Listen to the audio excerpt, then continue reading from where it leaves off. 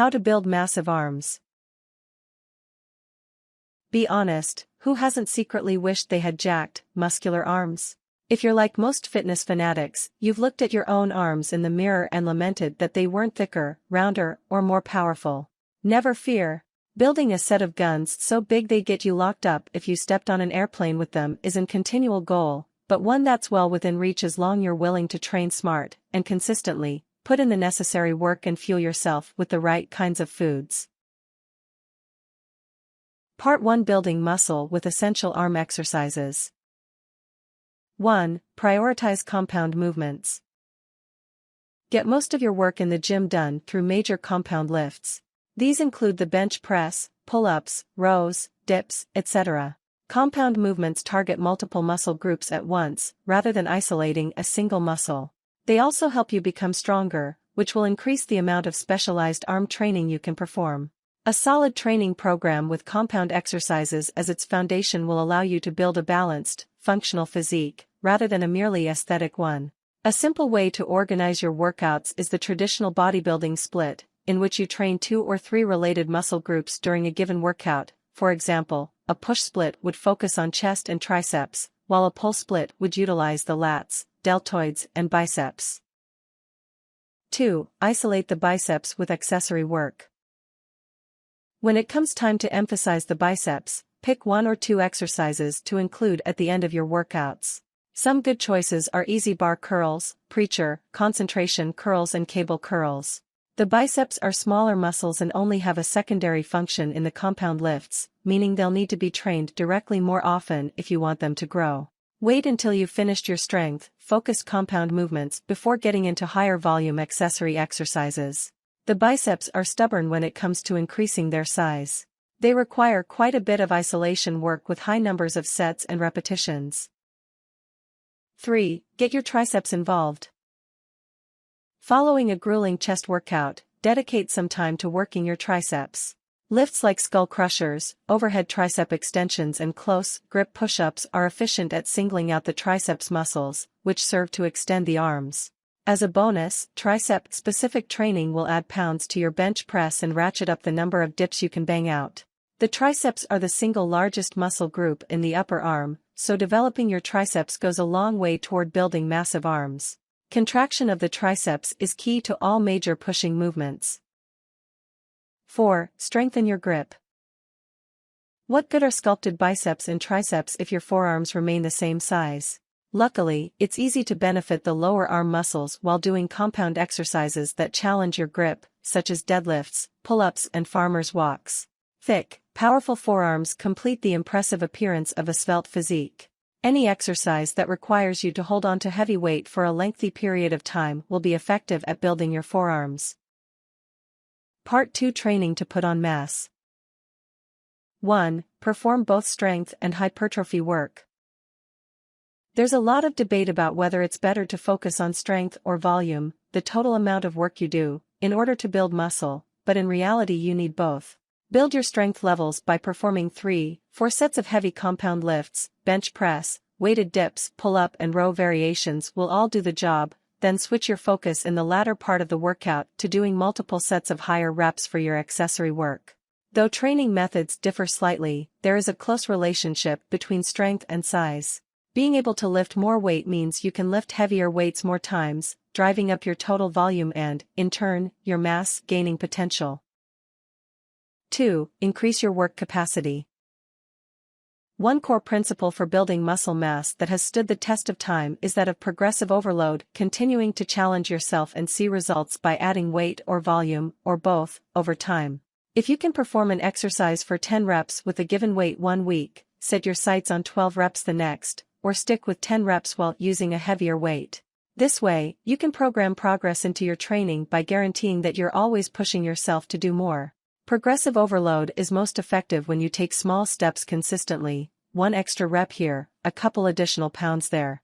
Trying to add too much weight or volume at one time makes you more likely to fail, which can be discouraging and lead to plateaus. Cycle between adding weight and adding volume to steadily maximize your growth potential. 3. Only do one arm-focused workout per week. Sidestep the common pitfall of overtraining by dedicating only a single workout to training your arms during the week. On arm day, pick 2-4 lifts each for the biceps and triceps and do each lift for 2-3 sets of 8-12 reps. Many people make the mistake of trying to do too much.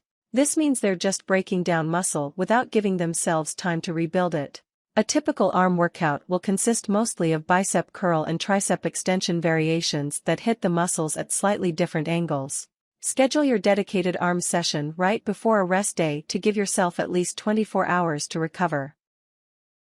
4. Use a full range of motion. No matter what exercise you're performing, always work through a full range of motion. Go from full extension to full contraction with each repetition, and make each part of the lift smooth and controlled. By using a greater range of motion, you put more strain on the muscle fibers. The physiological response to this stress is what causes muscles to grow. Studies have demonstrated that a full range of motion stimulates significantly more muscle growth than partial movements. Prevent injury to your joints by stopping just short of lockout, hyperextension. 5. Go for a pump. As a general guideline, select a weight you can lift 8-15 times in a set while doing isolation exercises. With each contraction, blood will be forced into the muscle, causing it to become firm and engorged. This is commonly referred to as a pump. Not only will getting pumped make you look bigger, it also plays a role in muscle growth by transporting valuable nutrients to the muscles while moving waste products out. Squeeze the muscle tight at the end of each rep to pump as much blood into it as possible. 6. Don't skip rest days. Take 1 or 2 days off every week. Rest is integral to the muscle building process because it gives your body a chance to catch up and repair itself. Get quality, restful sleep at night and do a little light cardio or stretching to help ease soreness. Once you've had some time to rest, you'll be ready to hit it hard when you get back in the gym. In most cases, soreness is a good thing. It's a sign that muscle tissue that has been broken down is being built back up. Get to bed on time. Most of the body's growth and repair takes place while you're asleep. Part 3. Getting your diet in order. 1. Load up on protein. Your diet should contain an ample amount of protein from lean, natural sources. Some foods that are high in protein include lean cuts of meat, fish, eggs, nuts, legumes, tofu and dairy products like milk and yogurt. The body takes whole proteins and breaks them down into amino acids, which are then used to construct new muscle tissue.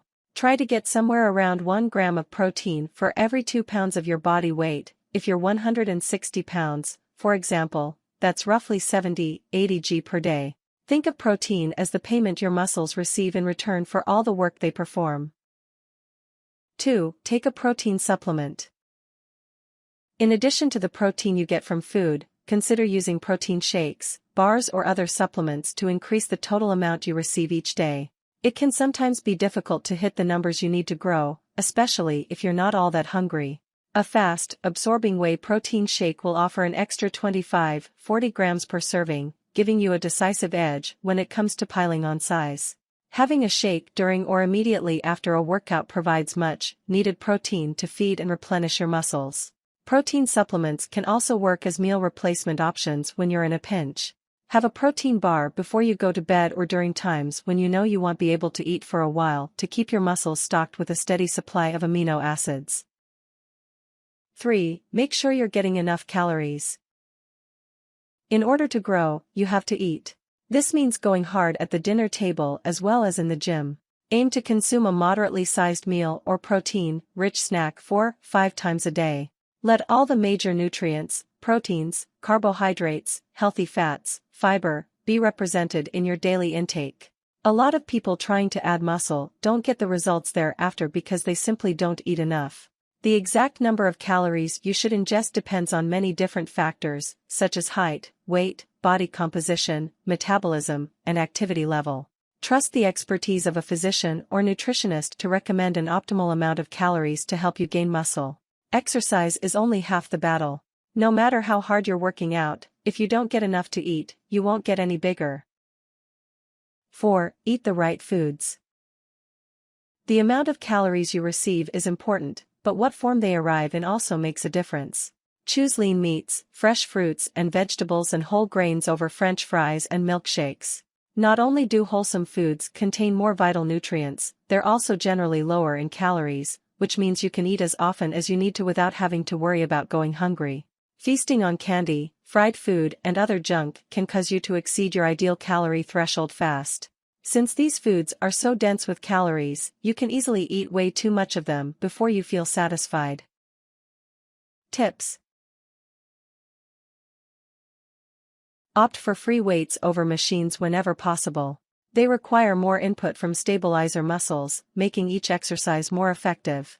Never sacrifice proper form or range of motion in order to lift more weight. Although getting bigger is the primary goal, you should still keep tabs on your diet and perform a few hours of cardiovascular exercise every week. What you gain in size will hardly be noticeable if it's covered up by a layer of fat. Warnings: increasing muscle mass takes a lot of time and effort. It will be more difficult for some people than others.